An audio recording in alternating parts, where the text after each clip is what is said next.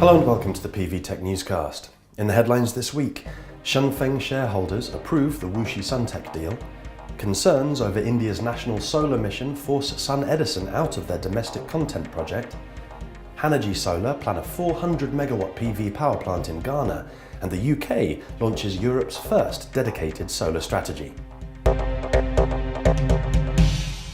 A meeting of Shunfeng shareholders has unanimously approved the takeover deal for Wuhan Suntech. All those present voted for the deal and, with the assembled investors representing more than 50% of the company's ownership, the ballot concludes the transaction. Shunfeng bought the company for 3 billion Chinese yuan, equal to about $483 million through the bankruptcy court of Wuxi. The statement released by Shunfeng confirmed that Wuhan Suntech has 2.4 gigawatts of module capacity and 1.6 of cell capacity. Shunfeng is planning close to 1 gigawatt of PV project development and plans to fulfill its pipeline with Wuhan Suntech's output. Despite Shunfeng's assertion that Wuhan Suntech is now formally a wholly owned subsidiary, it is unclear whether controversy around the deal will subside. A dispute between administrators of subsidiaries of Suntech Power Holdings, the former parent company of Wuhan Suntech, includes a claim that stakes in the Wuxi firm were transferred against the best interests of shareholders. Global developer SunEdison has dropped a 20 megawatt project following concerns about domestic manufacturing supply in India, according to Bloomberg New Energy Finance. The project received a tender under India's 375 megawatt National Solar Mission DCR, or Domestic Content Requirement batch. All projects under the DCR have to source equipment from local manufacturers.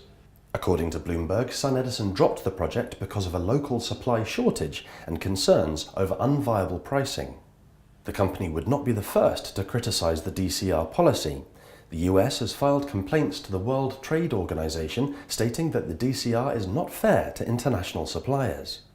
Under the DCR, 15 PPAs, including SunEdison's, were to be signed for 21 projects, totaling 375 megawatts, and they were expected to be signed off this month. But last month, the National Solar Energy Federation of India wrote an open letter to India's Ministry of New and Renewable Energy and the Department for Handling the JNNSM, the Solar Energy Corporation of India.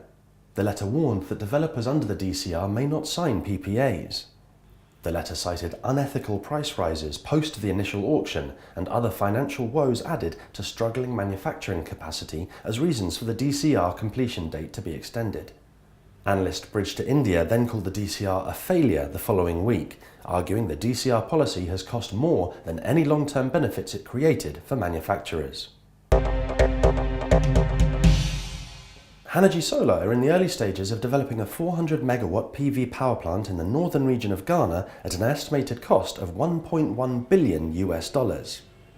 The company said that Savannah Solar, in which Hanergy Solar has a 70% equity holding, had secured a 25-year power purchase agreement with the relevant authority in Ghana in June 2013. Hanergy Solar also noted that an investment holding company, Savannah Pride, in which the thin film firm had a 30% stake, was also partnering on the project. The grid connection agreement, as well as the transfer of land use rights from Savannah Pride, were said to be pending, though such matters were expected to be completed by May this year. The company said that the project would be one of the largest thin-film solar power projects in the world and the first large-scale project by Hanergy Solar in Africa. The construction of the 400 megawatt project is expected to be done in 3 phases, with 100 megawatts installed and operating in the first year, followed by a further 100 megawatts in the second year, and then the final 200 megawatts in the third phase. Hanergy Solar also expects the project to act as a major demonstration of proof of the thin-film technologies it has developed and acquired. And finally, the UK has become the first European government to publish a dedicated solar PV strategy. The UK Department of Energy and Climate Change, or DEC, published the long-awaited solar strategy on Friday, designed to enact a further step change in deployment for solar in the UK. The strategy places particular emphasis on encouraging the deployment of rooftop solar, especially in the underperforming commercial scale sector. In addition, the strategy confirms that the government is targeting 1 million solar homes by 2015. There was potentially ominous news for the UK's booming ground mount sector, however. In the document, DEC admits that the stronger than anticipated level of take-up of large-scale ground-mounted PV has the potential to affect the financial incentives budget under the levy control framework. DEC states that it is concerned that if left uncorrected, large-scale solar could erode the approval rating of the sector overall. Attending the opening of a new PV panel manufacturing plant, UK Minister for Energy and Climate Change, Greg Barker, had this to say.